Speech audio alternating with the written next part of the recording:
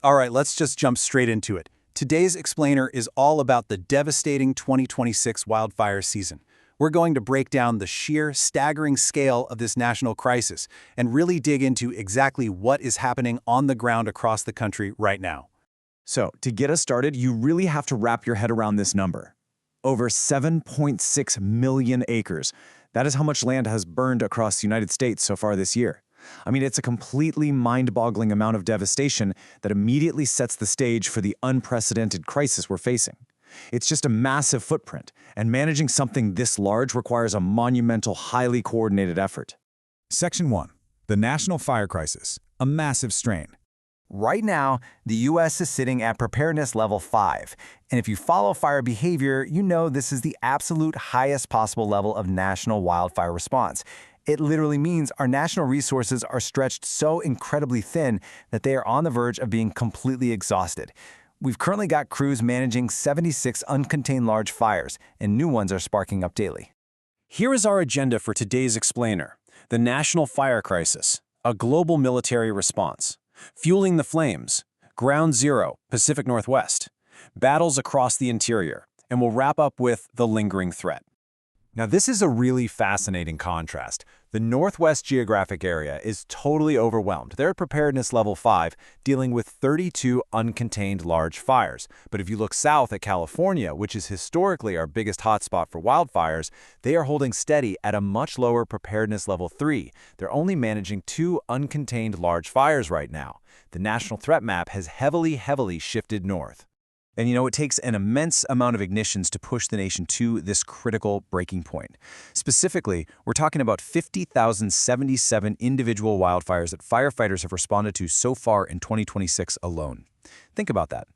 Tens of thousands of initial attacks by local and federal crews, all just trying to knock down small fires before they explode into massive complexes. Section 2.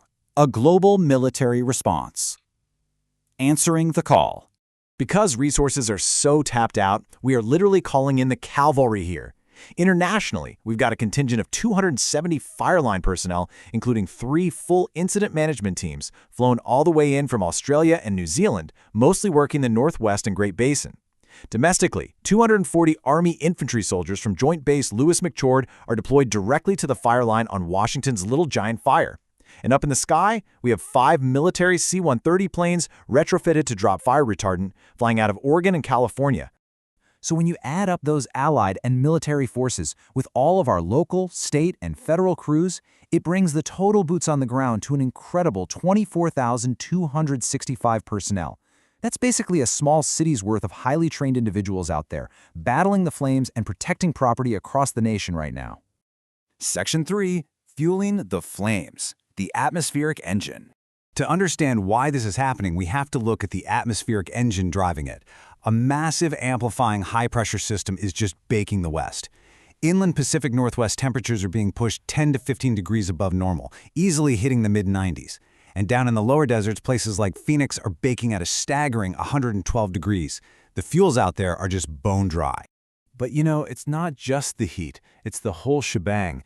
We're seeing relative humidity dropping into the single digits, erratic afternoon wind gusts in the Great Basin and Oregon, and to top it all off, lingering monsoonal moisture is producing scattered, dry thunderstorms. It's an absolute recipe for disaster that creates a highly volatile, unpredictable environment for these firefighting ops. Section 4. Ground Zero, Pacific Northwest. Those extreme weather drivers lead us straight to Ground Zero. Oregon is currently battling massive complexes on a scale that's honestly hard to comprehend. The Big Grass Fire alone has consumed nearly 580,000 acres.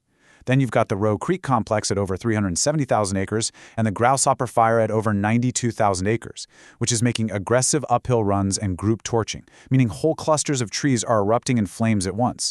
Moving up to Washington, things are just as intense. The Sinlahaken Fire is well over 150,000 acres, and the Little Giant Fire, which, remember, is where those Army infantry soldiers are currently deployed, is sitting at 138,000 acres. It's exhibiting very dangerous group torching and spotting, which is where embers are blown way out ahead of the main fire to start new blazes. These are fires actively threatening critical infrastructure and homes. Section 5. Battles across the interior. Expanding footprints. Over in the Great Basin, Utah and Nevada are managing incredibly huge acreages too. Utah's Widemouth 2 fire is at nearly 130,000 acres, and Nevada's Bug Fire has passed 93,000. This fire footprint is even expanding into restricted military areas. The Mouse Meadow Fire is burning 52,000 acres directly on the Nellis Air Force Base range. Further east in the Rockies, Colorado is fighting a 100,000-acre absolute monster called Aspen Acres, along with the Gold Mountain Fire at nearly 40,000 acres. Up in Montana, crews are dealing with highly volatile short crown runs, which is when the fire rapidly jumps from treetop to treetop on the growing Windmill Fire, right alongside their 31,000-acre Sand Creek Fire. Fire behavior across the entire interior is just incredibly active right now. And we absolutely cannot forget New Mexico. The 15,000-acre Fri Aug fire serves as a stark reminder of the human cost here. Aggressive uphill runs and spotting continue to threaten homes and communication lines, forcing civilian evacuations that are still in place today. Section 6. The lingering threat. No immediate relief. Unfortunately, the National Weather Report offers zero immediate comfort. We're looking at unrelenting heat, pushing up to 110 degrees in the southeast and southern plains.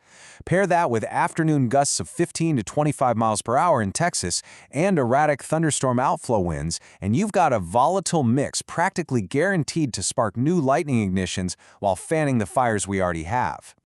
So, as we wrap up this explainer, I want to leave you with this final pressing thought.